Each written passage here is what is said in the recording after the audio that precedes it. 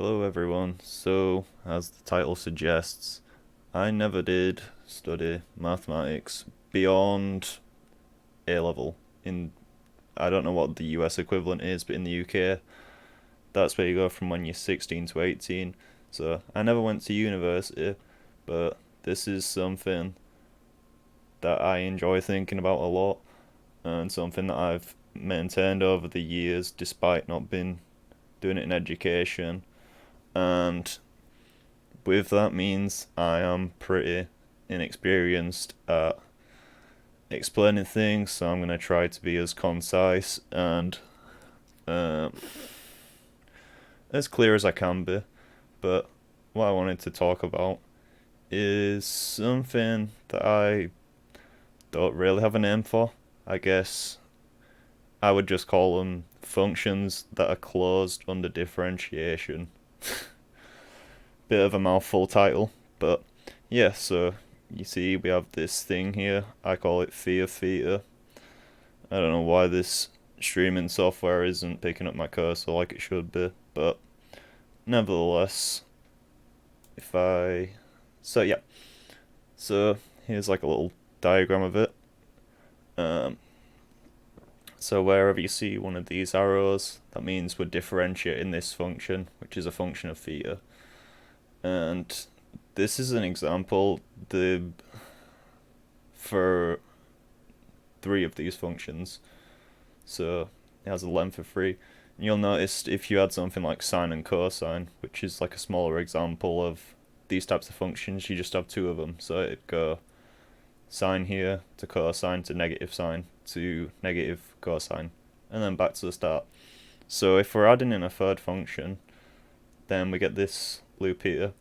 And I'm claiming that if you do this, you end up with some nice properties, and I haven't explored a higher number of these functions. I don't really see anything worthwhile from coming out of it, but anyway. So I claim that if you cube this first one, you take away the cube of the second one, you add the cube of the third one, and then add 3 of the product of them all, you actually end up with just a constant. So how can I prove this? It's actually pretty straightforward. So if we say that this is some function of theta, all these combined together, then we can just take the differential of the whole thing, and this is just basic chain rule. So this guy is going to go to just its square and then times by the derivative of the function on the inside, and you get 3 times that. And you just do the same thing for each of these terms, and then you're going to end up with a bunch of terms that actually just cancel each other out, and you get 0. So f of theta is a constant function. And if I get rid of these... Alright, and I also have a claim that this is whenever you do this process, you basically get your own version of Euler's formula for each of these set of functions. So if we take zeta to be a sixth root of unity, and we have a power series of the exponential function here, then if we just substitute in zeta instead of I, as you would normally get Euler's formula, then you see that you end up with this series. And when you get to the cube term, that's just this guy to the power of 3, so it's just -1 instead of going the full way around.